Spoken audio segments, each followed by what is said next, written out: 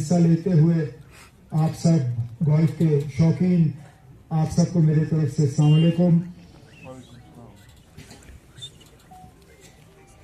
Golf खेले, golf के बारे में जितना मैं जानता हूं शायद कोई नॉन गोल्फर नहीं जानेगा। जब से होश संभाला है कहीं ना कहीं गोल्फ कोर्स से मेरा एक वास्ता रहा है। जब मैं बोर्डिंग स्कूल से आता था तो वालिद साहब के साथ वक्त कम ही मिलता था। उनके साथ 3-4 घंटे निकालने का एक बड़ा अच्छा तरीका ये होता था, मैं उनके साथ गोल्फ कोर्स जो है चला जाता था। एक तो चलते चलते बातचीत हो जाती थी, लेकिन बड़ी बात ये थी कि गोल्फ खेलने के बाद जो क्लब में बैठ के टिक्के और टोस्ट और चाय का सिलसिला चलता था, उससे जो है उस 4 चांद लग जाते थे।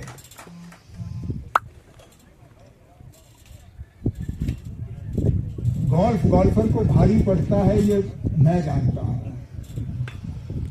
मेरी मां से कभी पूछिए, मेरी सबसे छोटी बहन थी, मेरी मां की डिलीवरी होनी थी,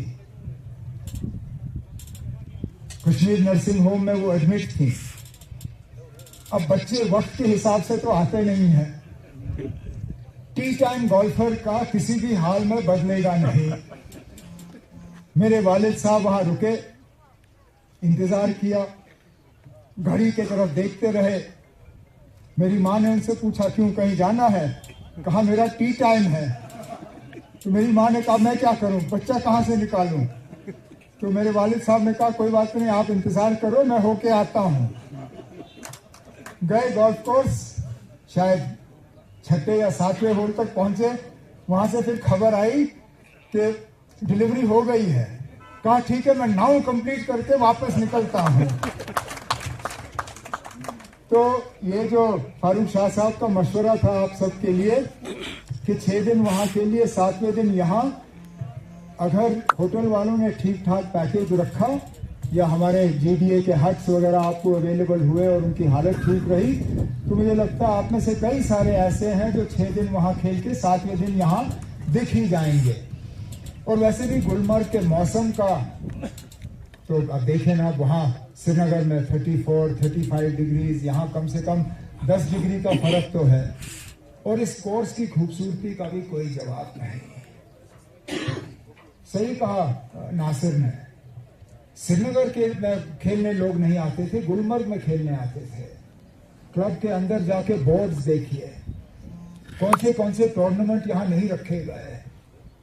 अब उसके बाद हालात खराब हुए, सिलसिला रुक गया। लेकिन रुकने से पहले जो प्लेयर्स के नाम अगर उन बोर्ड पे देखें तो इस मुल्क के सबसे जाने माने जो उस वक्त के प्रोफेशनल गोल्फर्स थे, उनके नाम उन बोर्ड्स पे हैं। मेरे बचपन के जो सबसे ज्यादा मतलब एमेच्योर में सबसे ज्यादा अच्छे गोल्फर थे, उनके नाम इन बोर्ड पे हैं। अब बीच में ये सिलसिला टूट गया, रुक गया, कुछ वजूहात के बुनियाद पे गोल्फ कोर्स की मेंटेनेंस भी नहीं रही। अब अच्छी बात यह है कि हमारे मुकामी एमएलए जो है वो टूरिज्म को बहुत अच्छी तरह से जानते हैं। इनका एक टूरिज्म के साथ जो रिश्ता रहा है अपने पुराने करियर में, उसका फायदा लेते हुए अब हम उम्मीद करेंगे कि गुलमर्ग को दोबारा एक वर्ल्ड क्लास गोल्फ डेस्टिनेशन के तौर पे जो है हम दुनिया के सामने रखेंगे। जाहिर सी बात है, इसमें थोड़ी बहुत हमें मेहनत करनी होगी, थोड़ा बहुत खर्चा करना होगा, लेकिन ये खर्चा अपने आप में सही है। क्योंकि अगर हम लोगों को यहाँ ला पाए, और गोल्फ जो है, often times people who travel from outside, they are high spending individuals, they come for a holiday, but it's not just about golf, it's about sightseeing, it's about shopping, it's about staying in hotels, it's about the overall experience. तो हमारी तो कोशिश रहेगी ही कि 1 साल के अंदर अंदर हम इस गोल्फ कोर्स को बिल्कुल उस मुकाम तक पहुंचाएं जहां दुनिया भर से दोबारा जो है गोल्फर्स यहां आके खेलना जो है पसंद करेंगे। लेकिन उसके साथ साथ हम सबको जो जम्मू कश्मीर में टूरिज्म को फलते हुए फूलते हुए देखना चाहते हैं, हमारी भी जिम्मेदारी है कि हम अपने टूरिस्टों को जो है उनके साथ हमारा जो व्यवहार है, हमारा जो बर्ताव है, वो ठीक रहना चाहिए। कभी कभार ऐसा लगता है कि हम टूरिस्ट को देखते हैं as a one time investment, कि ये टूरिस्ट एक बार आए, दोबारा आए ना आए, हमें उसकी फिक्र नहीं है। हमारी कोशिश रहनी चाहिए कि जो लोग यहाँ आए वो बार बार यहाँ आना पसंद करें, और उसके लिए हमें जो भी करना हो ताकि वो यहाँ से खुशी खुशी वापस जाएं, हमें करना चाहिए। और यहाँ हर किसी के लिए जगह है, हर किसी के लिए यहाँ मौका है।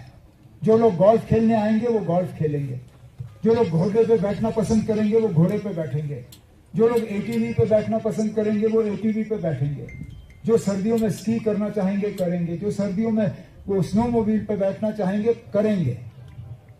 लेकिन हमें हर किसी को अपनी जो है अपने फैसले खुद करने की इजाजत देनी होगी। उन्हें खुद जो है ये फैसला करना चाहिए कि गुलमर्ग आके वो क्या करना चाहेंगे। कुछ ऐसे लोग होंगे जो गुलमर्ग आके सिर्फ होटल में बैठना पसंद करेंगे, तो बैठे, हमें क्या है उससे, हमें एतराज क्यों? बैठे होटल में, करें आराम, पढ़ें किताब और यहां से वापस जाएं। लेकिन खुशी खुशी यहां से वापस जाने चाहिए, ताकि जब वो वापस जाएं तो उनके दिल और दिमाग में यही एक ख्याल होना चाहिए कि मैं कितनी जल्दी वापस गुलमर्ग जा सकूं। उसके लिए जो इंफ्रास्ट्रक्चर हमें करना होगा, मैं अभी यहाँ आने से पहले मैंने दोबारा गुलमर्ग का नया जो कन्वेंशन सेंटर बन रहा है उसका मैंने मुआयना किया।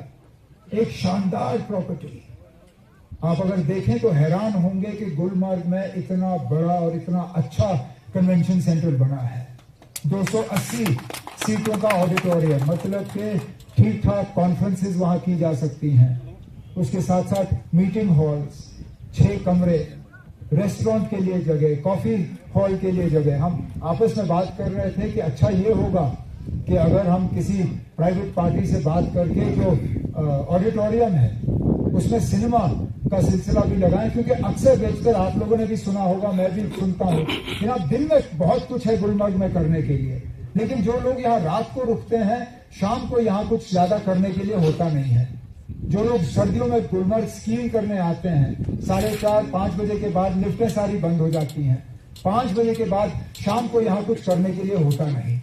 तो अगर उस कन्वेंशन सेंटर में वहाँ कॉफी शॉप बने, वहाँ रेस्टोरेंट खुले, वहाँ सिनेमा हॉल चले, तो अपने आप में जो है गुलमर्ग का जो एक ऑल एनकम्पसिंग डेस्टिनेशन जो है उसको हम कर पाएंगे। इसी तरह इस प्रोग्राम के बाद कंडूरी में एक नया स्की लिफ्ट जो है उसका फाउंडेशन स्टोन हम डालने जा रहे हैं। मकसद ये कि एक एक करके हमारे जो डेस्टिनेशंस हैं उनको हम ठीक करें।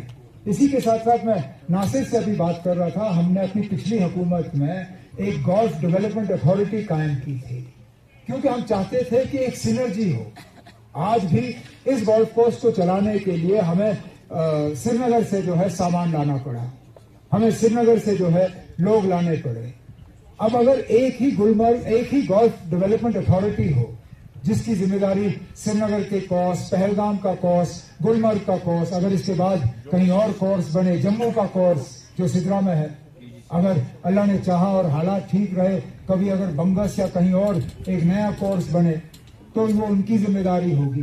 2019 के बाद उस गोल्फ डेवलपमेंट अथॉरिटी को जो है उसको रद्द किया गया। अब हम नए सिरे से सोच के यहाँ जम्मू कश्मीर में एक गोल्फ डेवलपमेंट अथॉरिटी जो है वो हम कायम करना चाहेंगे, ताकि गोल्फ कोर्सेज जो हैं हमारी ठीक तरह से मेंटेन हो, हमारे ग्रीन्स जो हैं वो वाकई में ग्रीन्स हो, हमारे फेयरवेज जो हैं वो फेयरवे हो।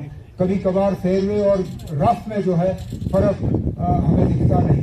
तो मैं आप सब गोल्फर्स को यकीन दिलाना चाहता हूं कि हालांकि मैं खेलता नहीं, शौकीन जरूर हूं गोल्फ का, और अगर मैंने गोल्फ के लिए कुछ किया तो मेरे वालिद साहब जरूर मेरे कंधे पे जो है अपना हाथ थपथपा के मुझे कहेंगे कि शाबाश बेटा तुमने कुछ तो मेरे लिए यहाँ करके दिया। तो मैं आप सबको यकीन दिलाता हूँ कि गोल्फ जो है इंफ्रास्ट्रक्चर, गोल्फ टूर्नामेंट्स, इन सब चीजों के लिए जो है खास तवज्जो हम देंगे, ताकि जम्मू कश्मीर को जो है एक प्री एमिनेंट गोल्फिंग डेस्टिनेशन के तौर पे हम पूरी दुनिया में जो है मार्केट कर पाएंगे। लेकिन आज इस मौके पे इस गोल्फ टूर्नामेंट के पीछे जो ताकत थी, जो फोर्स था, जनाब फारूक शाह साहब, मैं इनको मुबारकबाद और शुक्रिया करना चाहता हूं और उम्मीद करना चाहता हूं कि इसके बाद ये टूर्नामेंट्स का सिलसिला जो है ये लगातार चलता रहे। बहुत बहुत शुक्रिया।